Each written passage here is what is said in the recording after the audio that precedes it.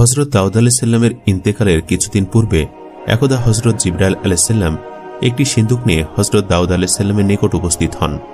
অতঃপর তিনি হজরত দাউদ আলাইহিসসালামকে বলেন, হে আল্লাহর খলিফা, আপনি রাজ্যময় ঘোষণা দিন যে এই সিন্দুকের মধ্যে কি আছে। সে কথা যে সঠিকভাবে যে বলতে পারবে তাকে খেলাফত ও রাজ্যের উত্তরাধিকারী নির্বাচন করা হবে। অতঃপর হজরত দাউদ আলাইহিসসালাম হজরত জিবরাইল আলাইহিসসালামের আদেশ অনুসারে নিজের 15 জন সন্তান ও বনি ইসরায়েলদেরকে এক জায়গায় সমবেত করে সিন্দুক সম্পর্কে জিজ্ঞেস করলেন। কিন্তু এত আলেমের মধ্যে কেউ সদুত্তর দিতে সক্ষম হল না। সর্বশেষে তার ছোট ছেলে সুলাইমান আলাইহিসসালাম বললেন, হে পিতা, আপনি যদি আদেশ করেন তবে আমি এর রহস্য বলতে পারি। তখন হজরত দাউদ আলাইহিসসালাম ছেলের বক্তব্য শুনে খুশি হলেন এবং তাকে উপস্থিত জনতার সম্মুখে সিন্দুকের ভেতরে খবর বলার জন্য আদেশ দিলেন। অতঃপর হজরত সুলাইমান আলাইহিসসালাম প্রথমে আল্লাহ তাআলার নাম মুখে উচ্চারণ করলেন। তারপর বললেন, ভাই সব, সিন্দুকের মধ্যে আছে একটি হাতের আংটি, একটি চাবুক ও একটি চিঠি। এ কথা শুনে হজরত দাউদ আলাইহিসসালাম সকলের সম্মুখে সিন্দুকটি খুলে দেখলেন। তিনি দেখলেন সত্যি ওর মধ্যে উক্ত 3টি জিনিস রয়েছে। তখন তিনি সকলকে লক্ষ্য করে বললেন, তোমরা কে বলতে পারো যে এই চিঠির মধ্যে কি লেখা আছে? এক কথায় কেউ উত্তর দিতে পারল না। তখন হজরত সুলাইমান আলাইহিসসালাম বললেন, আব্বা, আপনি যদি আদেশ দেন তাহলে আমি বলতে পারব। তখন হজরত দাউদ আলাইহিসসালাম বললেন, বলো, চিঠির বিষয়বস্তু কি? হজরত সুলাইমান আলাইহিসসালাম বললেন, চিঠির মধ্যে 5টি বিষয় উল্লেখ করা হয়েছে: ঈমান, প্রেম, বুদ্ধি, শালীনতা ও শক্তি।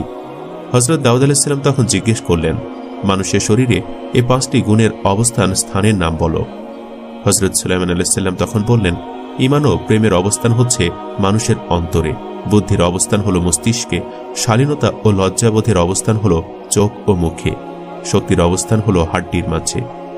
অতঃপর হজরত দাউদ আলাইহিসসালাম সিন্দুকের রক্ষিত বস্তুসমূহের রহস্য উদ্ঘাটনের জন্য সুলাইমান আলাইহিসসালামকে ধন্যবাদ দিলেন এবং তাকে তার উত্তরাধিকারী বলে ঘোষণা দিলেন এবং সুলাইমান আলাইহিসসালামকে নিজ আসনে বসিয়ে এক বিদায়ী বক্তৃতায় সকলের নিকট থেকে ন্যায় অন্যায় ও ভুল ত্রুটির জন্য ক্ষমা চেয়ে নিলেন।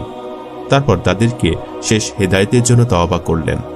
সর্বশেষ তিনি সিন্দুকের রক্ষিত আংটি হজরত সুলাইমান আলাইহিসসালামকে পরিয়ে দিলেন। এটি হলো বেহেশতের আংটি। এটি যার হাতে থাকবে সে যা চায় তা অর্জন করতে পারবে এবং যে পাথরটি আছে তাতে দৃষ্টি করলে সারা পৃথিবীর মধ্যে সেখানের ইচ্ছা সেখানের অবস্থা দেখতে পারবে।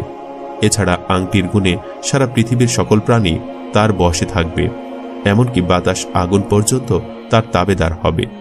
কিন্তু যদি কেউ এ আংটি অবৈধভাবে হরণ করে নেয় তবে সে ও তার পরিবারবর্গ অপদস্থ হয়ে মৃত্যু করবে। দ্বিতীয় জিনিসটি হলো চাবুক। এটিতে যে কোনো অন্যায় দমনে প্রেরণ করলে অন্যায়কারী যত বেশি শক্তিশালী হোক না কেন তাদেরকে ধরাশায়ী করে বেশি সময় লাগবে না। যদি ক্ষুদ্র যুদ্ধক্ষেত্রে প্রেরণ করা হয় তবে এ চাবুকের বরকতে সেখানে আর লক্ষ চাবুক জমায়েত হয়ে কাজ করবে।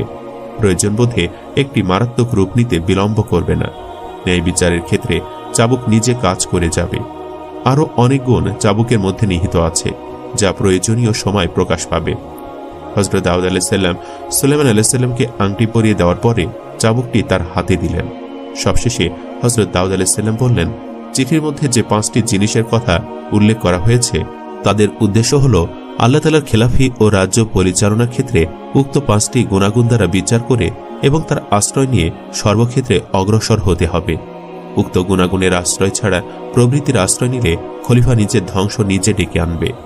এ ইঙ্গিত প্রদানের জন্য উক্ত বিষয়সমূহ লিপিবদ্ধ করা হয়েছে। এ কথা বলে তিনি মোনাজাত করেন। হজরত দাউদ আলাইহিসসালামের বয়স যখন 120 বছর তখন একদা হজরত আজরাইল আলাইহিসসালাম এসে তার সাথে সাক্ষাৎ করেন। হজরত আজরাইল আলাইহিসসালাম প্রথমে তাকে সালাম দিলেন, অতঃপর নিজ পরিচয় প্রদান করেন। হজরত দাউদ আলাইহিসসালাম তখন তার আগমনের কারণ জিজ্ঞাসা করলেন। হজরত আজরাইল আলাইহিসসালাম বললেন, আমি আপনার জান কবজ করতে এসেছি। হজরত দাউদ আলাইহিসসালাম তখন বললেন, ঠিক আছে ভাই আজরাইল, আপনি একটু সময় অপেক্ষা করুন, আমি ওযু করে 2 রাকাত নামাজ আদায় করে আসি। তখন হজরত আজরাইল আলাইহিসসালাম বললেন, নির্দিষ্ট সময়ের পূর্বে যদি নামাজ আদায় করতে পারেন তবে চেষ্টা করুন। হজরত দাউদ আলাইহিসসালাম তখন তাড়াতাড়ি ওযু সমাধা করে নামাজে দাঁড়াতে থাকেন। এমন সময় হজরত আজরাইল আলাইহিসসালাম তার জান কবজ করে দিলেন। পবিত্র কোরআনে উল্লেখ আছে, মৃত্যুর ক্ষেত্রে মুহূর্তকাল সময় দেওয়ার সুযোগ নেই, এমনকি নবীদের ক্ষেত্রেও নয়, কেননা তা কাটায় কাটায় নির্ধারিত সময় সম্পন্ন হবে। হযরত দাউদ আলাইহিসসালামের জামানায় আল্লাহ পাক ফেরেশতাগণ তারা একটি বেহেশতি শিকল হযরত দাউদ আলাইহিসসালামের মসজিদের সম্মুখে ঝুলিয়ে রেখেছিলেন। ওই শিকলের রং সূর্যের মতো উজ্জ্বল ছিল, আর ওটার ভেতরে কতগুলো অলৌকিক গুণ ছিল। কোনো কারণবশত দুনিয়াতে বালা মুসিবত নাজিল হওয়ার পূর্বক্ষণে ওই শিকলে একটি অপূর্ব আওয়াজ হতো। তা শুনে হযরত দাউদ আলাইহিসসালাম বুঝতে পারতেন যে এটা কোনো বালা মুসিবতের পূর্ব লক্ষণ। তাছাড়া কোনো কঠিন রোগাক্রান্ত ব্যক্তি আল্লাহর নাম নিয়ে ওই শিকল স্পর্শ করা মাত্র তার রোগ আরোগ্য হয়ে যেত। কথিত আছে যে হযরত দাউদ আলাইহিসসালামের ইন্তেকালের পরও বহুদিন উক্ত শিকলটি ওই অবস্থায় ছিল। বনী ইসরাঈলগণ কোনো জটিল বিচার মীমাংসা করতে অক্ষম হলে ওই শিকলের মাধ্যমে মীমাংসা করত। এটা নিয়ম ছিল এমন যে প্রথমে বাদীকে বলা হতো উক্ত শিকল স্পর্শ করতে। বাদী সত্যবাদী হলে শিকল স্পর্শ করতে পারত, আর বাদী সত্যবাদী না হলে তা স্পর্শ করতে পারত না। এরপর বিবাদীকে তা স্পর্শ করতে বলা হতো। যদি বিবাদী নির্দোষ প্রকাশ করার ব্যাপারে সত্যবাদী হতো তবে সে ওই শিকল স্পর্শ করতে সক্ষম হতো, আর বিবাদী মিথ্যাবাদী হলে সে ওই শিকল স্পর্শ করতে সক্ষম হতো না। এভাবে উক্ত কুদরতি শিকলের মাধ্যমে অত্যন্ত ন্যায় বিচার পাওয়া যেত। দীর্ঘদিন পরে একটি ঘটনার পরিপ্রেক্ষিতে উক্ত শিকল আল্লাহ পাক আসমানে উঠিয়ে নিলেন। ঘটনাটি হলো, একটি লোক একসময় তার মূল্যবান মণিমাণিক্য, হীরা জহরত প্রভৃতি অন্য একটি লোকের নিকট আমানত রাখল। কিছুদিন পর যখন আমানতকারী ওই লোকটির নিকট তার গচ্ছিত মূল্যবান জিনিসগুলো ফেরত চাইল, তখন লোকটি কসম করে বলল, ইতিপূর্বে মালগুলো সে ফেরত দিয়েছে, অথচ পুনরায় সেগুলো তার নিকট ফেরত যাচ্ছেন কোন উদ্দেশ্যে। তখন আমানতকারী বলল, আপনি এরূপ মিথ্যা কথা বলছেন কেন? আমি তো আপনার নিকট হতে কখনো সে জিনিসগুলো ফেরত নিইনি। ফলে দুজনের মধ্যে বিষয়টি নিয়ে খুবই কলহ শুরু হলো। যার মাল সে বলল, আচ্ছা, আপনি যদি আমার মালগুলো ফিরিয়ে দিয়ে থাকেন তাহলে চলো আমরা আল্লাহর ঝুলন্ত শিকলটির কাছে গিয়ে মীমাংসা করি। তার কথা শুনে আমানত গ্রহীতা রাজি হল না। সে বলল, আমি জীবনে কখনো মিথ্যা কথা বলিনি, আর বলতেও চাই না। তাই প্রমাণ করতে কোনো কিছুর আশ্রয় নেওয়ার আমার প্রয়োজন নেই, আমার কথাই যথেষ্ট। লোকটি এরূপ শক্ত হয়ে পড়লে আমানতদাতা বাধ্য হয়ে বিষয়টি গণ্যমান্য লোকদের নিকট পেশ করলেন। তারা আমানত গ্রহীতাকে উক্ত শিকলের নিকট যেতে কড়া নির্দেশ দিলেন। তখন অনন্য পায় হয়ে সে উক্ত শিকলের নিকট যেতে বাধ্য হল।